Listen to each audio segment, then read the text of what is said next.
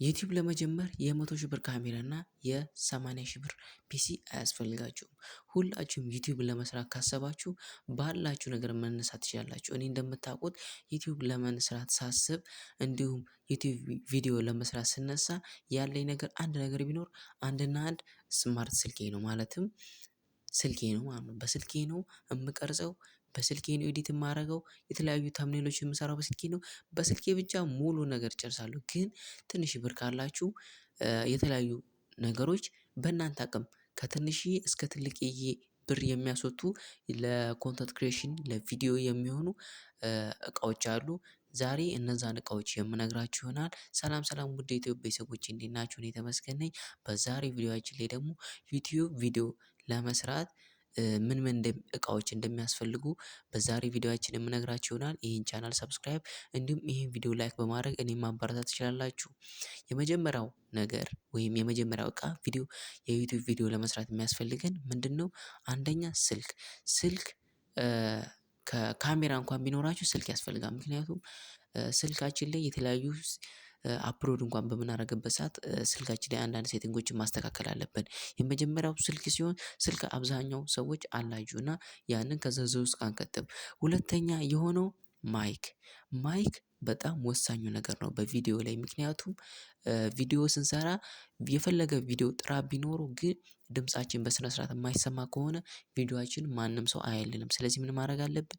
ማይክ አቅም ካለን እንገዛለን። ከሌላችሁ ደግሞ እኔ እንደምታዩት በሁለተኛ ስልኬ ነው እንደ ማይክ እየተጠቀምኩት ያለሁት። ይሄንን እንዴት አድርጌ እንደ ማይክ እንደምጠቀመው በሌላ ቪዲዮ እሰራላችሁ ይሆናል። ግን ለአሁኑ ይሄንን ብቻ ልንገራችሁ። ማይክ መግዛት ካልቻላችሁ ሁለተኛ ስልክ ካላችሁ ሁለተኛ ስልካችሁን እንደ ማይክ መጠቀም ትችላላችሁ። ሶስተኛው እቃ የሚሆነው ደግሞ ለዩቲዩብ ቪዲዮ መስሪያነት ላይት ሪንግ ላይት አለ፣ አርጂቢ ላይት አለ፣ እንዲሁም የተለያዩ ነገሮች አሉ። የተለያዩ እቃዎች አሉ። አርጂቢ ሪንግ ላይት አለ፣ አርኤል ሪንግ ላይት አለ። ስለዚህ እንደ በጀታችሁ እንደ አቅማችሁ አቅም ካላችሁ እኔ ሁል ጊዜ እንደምላችሁ ሪንግ ላይት ስትገዙ 18 ኢንች እና 21 ኢንች። ምክንያቱም ከዛ በታች ያለው ሪንግ ላይቶች እንዲሁ ለመልክ ብቻ እንጂ ምንም አይነት ቪዲዮአችሁ ላይ ተጽዕኖ አያመጡም ብያችኋለሁ። እና ከሪንግ ላይት ያስፈልጋችኋል። ወይ ደግሞ ቤታችሁ ውስጥ እንዴት አድርገን ላይት እንደምትሰራ በባለፈው ቪዲዮ ላይ አሳይቼያችኋለሁ። እና ፓርት ዋን ነው። በፓርት ቱ ደግሞ ሌላ ቪዲዮ እሰራላችኋለሁ።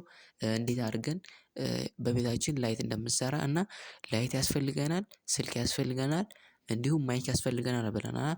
እና ደግሞ ሌላ ምን ያስፈልገናል ካለን ቢያንስ በቤታችን ውስጥ የራሳችን ሩም ባይኖረን ቢያንስ የሆነ ጥግ ላይ ቪዲዮ ለመስራት የሚያመች ቦታ ለምሳሌ ባክግራውንዱ እንደዚህ ልሙጥ የሆነ ለምሳሌ ሳሎናችን ላይ እንዲሁ የሆነች ስፔስ ላይ ልሙጥ የሆነ ቦታ ወይም ምንም ነገር የሌለበት ቦታ ፈልገን ከኋላ እንደምታዩት ምንም ነገር የለም። እንደዚህ ለእናንተ ቪዲዮ እንድሰራ ያመቸኛል ማለት ነው። እና እንደዚህ አይነት ቦታ ማዘጋጀት አለባችሁ። በመቀጠል ደግሞ ወንበር ያስፈልጋችኋል። ወንበር እንደፈለጋችሁ ለምሳሌ የኦፊስ ወንበሮችን መግዛት ትችላላችሁ። እንዲሁም ኖርማል ደግሞ የካፌው የፕላስቲክ ወንበሮች አሉ እነዛን መጠቀም ትችላላችሁ። እና እንደነዚህ አይነት እቃዎችም በትንሹ በመጠቀም ዩቲዩብ ቪዲዮ መጀመር ወይም ዩቲዩብ መጀመር ትችላላችሁ። ለምሳሌ ብዙ ጊዜ ድሮ አካባቢ ላይም አሁን በስልክ ብቻ የሚሰሩ ሰዎች አሉ እኔንም ጨምሮ ሌላም ምንም አይነት ነገር ሳንጠቀም ግን ድሮ ምን ይባላል ስቱዲዮ ያስፈልጋል፣ ካሜራ ያስፈልጋል፣ ላይት ያስፈልጋል ምናምን በቃ በጣም ውስብስብ አድርገው ነበር ዩቲዩብ መስራትን የሚነግሩን። አሁን ግን ሁሉም ሰው ነቅቷል፣ እንዴት እንደሚሰራ አውቋል ሁሉም ሰው። ያው ግን ይሄ ነገር አንድ ነገር ልንገራችሁ። ለምሳሌ ዩቲዩብ ብር አለው ያበላል ምናምን ብላችሁ እንድትገቡበት አልፈልግም። ለምሳሌ እኔ ብር ፈልጌ ነው፣ ብር ለመስራት ነው ዩቲዩብ የጀመርኩት። ግን ትንሽም ቢሆን ገንዘብ ለመስራት ሁላችንም እኮ ገንዘብ ለመስራት ነው እንደዚህ አይነት ነገር እየሰራን ያለው። ግን ትንሽም ቢሆን ምን ያስፈልጋል? ትንሽ ፍቅር ይኖራችሁ ለዛ ነገር። ለምሳሌ ደስ እያላችሁ የምትሰሩት ነገር ለምሳሌ እኔ በጣም ደስ እያለኝ ነው ቪዲዮ የምሰራው። ግን ችግሩ እኔ የምሳነፈው ኤዲት ማድረጉ ላይ ነው። በጣም ብዙ የተቀረጹ ቪዲዮዎች አሉኝ ግን ያልተለቀቁ ነፍ ቪዲዮዎች አሉ። ግን እነዛ ቪዲዮዎች አልተለቀቁም ምክንያቱም ኤዲት ማድረግ በጣም ሰነፍ ስለሆንኩ ነው። ያውም አሁን ላይ ተምኔል ዲዛይን የሚሰራልኝ ሰው አንድ ሰው አግኝቻለሁ። ፍሪ ነው የሚሰራልኝ። ያው እሱን ራሱን አፕዴት ለማድረግ ነው። ግን ያው ተምኔል ልንገራችሁ እንደጀመራችሁ ሰሞን ላይ ምን ማድረግ አለባችሁ? ተምኔል በክፍያ አሰሩ። በጣም ምርጥ ምርጥ የሚሰሩ ሰዎች አሉ። እና ለነዛ ሰዎች ምን አደረግ እድል ስጧቸው። ግን ከዛ በኋላ ቢያንስ የመጀመሪያ ሰሞን ላይ አሪፍ አሪፍ ቪው ታገኛላችሁ። ምክንያቱም ዩቲዩብ ላይ አንደኛ ቁልፍ ነገር ተምኔል ነው። እሱን ነው ሰው አይቶ የሚገባው እሱን ነው ተምኔሉን አይቶ ነው የሚገባው። እና ያንን ነገር አስተካክላችሁ እንዲህ በቀላሉ ዩቲዩበር መሆን ትችላላችሁ። አሁን በቅርብ ደግሞ ስትሪሚንግ ለመጀመር አስቤያለሁ። አንዳንድ የምገዛቸው ነገሮች አሉ። እነሱን ካሟላው በኋላ በቅርቡ ስትሪም እንጀምራለን። የተለያዩ ነገሮችን ሪያክት እናደርጋለን።